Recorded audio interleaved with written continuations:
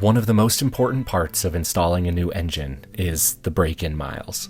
There are a lot of opinions out there about how you should break in an engine, but my philosophy is pretty simple. Drive. Drive it like it's meant to be driven. Keep it in the power band and let those internal tolerances perfect themselves. Give it an initial oil change and inspection and retorquing at 500 miles. So I laid out a route which would allow me to see a bit more of Alaska without getting too remote too quickly, and would also provide a good opportunity to stop around 500 miles for that first oil change and to retorque some bolts. This route first took us to Anchorage, where we had some pretty awesome driving experiences, like this highway right along the Turnagain arm of the Cook Inlet, or the world's longest highway tunnel to get to Whittier, where we also had some epic views.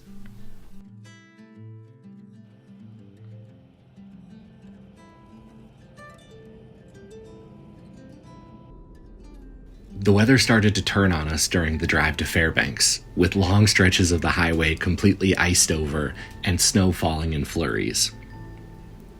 The drive was still going well, though, right up until it wasn't. Well, the hood is up on the troopy, and I'm starting to wonder if Alaska's ever going to let us leave. We were coming into Fairbanks last night, still part of our 500 miles of break-in for the new motor, when we broke something all right. Only about 10 miles outside of town, right as we were passing through Esther, we ran into an issue. It started billowing white smoke out of the tailpipe, and I glanced down at my temperature gauge, and it was shooting up into the red. Classic symptoms of a blown head gasket, and I did not want to risk any damage to this brand new motor we just put in. So I shut it down. Luckily, I was by the truck scales right there. I shut it down, parked it for the night, and just got towed into this parking lot of a La Quinta here in Fairbanks, where we're organizing the next step of this journey. I think what it's going to look like is renting a U-Haul auto transport trailer and getting from Fairbanks back over to Tok, which is practically my new hometown at this point.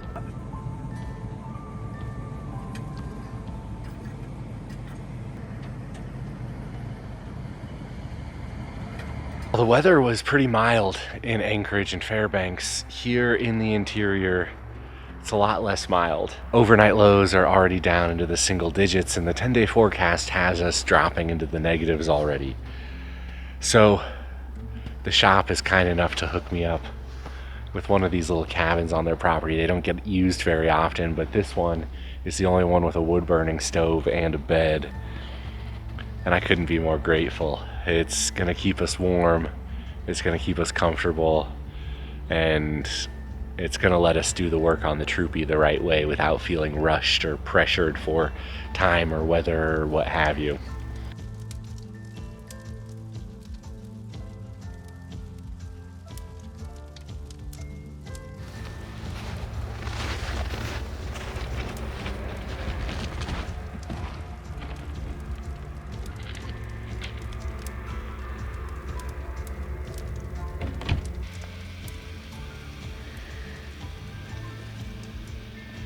So quite common up here in Alaska, this is what's known as a dry cabin.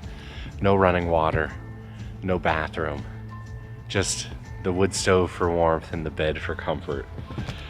The bathroom is the same one I was using last time I was here on the other side of that junkyard. It's not too bad of a walk, but you definitely don't want to be doing it in the middle of the night.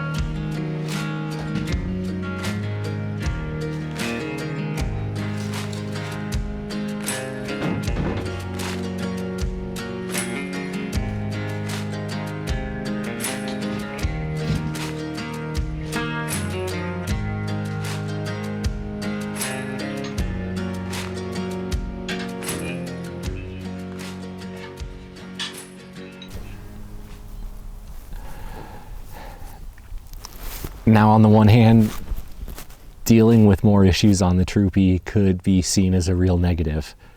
I've even had people ask me how many times I'm going to have to break down before I finally take it as a sign and just give up. But you guys know me, so you know that that's not going to happen. Because on the other hand, this is a really cool experience.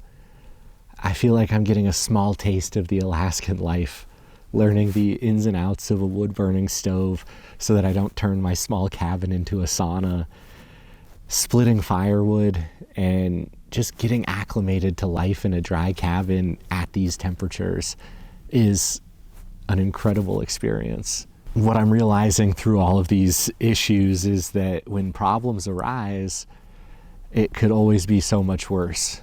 I could have been far more remote. It could have been so much harder to get back to town, and I could be surviving in far less comfortable conditions.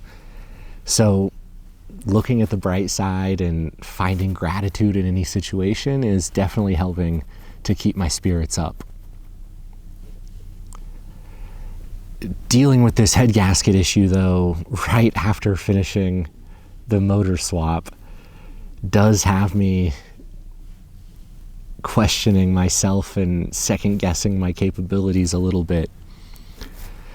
I still don't fully know what the issue is, but there's a lot of coulda, shoulda, woulda in my mind right now. It's possible that the issue is the head bolts loosened up, and if I would have retorqued them at 200 miles or 300 miles, maybe I could have prevented this. It's possible that the old head I decided to use on this build has some defect, and maybe if I would have spent the time initially to send it out and have it fully rebuilt, I could have prevented this. I think it's also possible that there's an issue with the oil cooler or some other component, and maybe if I had just a little bit more knowledge, if I were a little bit smarter and checked things out a little bit more thoroughly, I could have caught it and prevented this.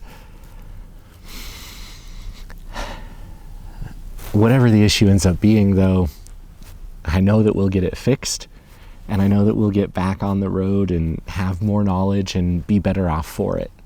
So, as always, thanks for being here, and until next time, get out and explore somewhere.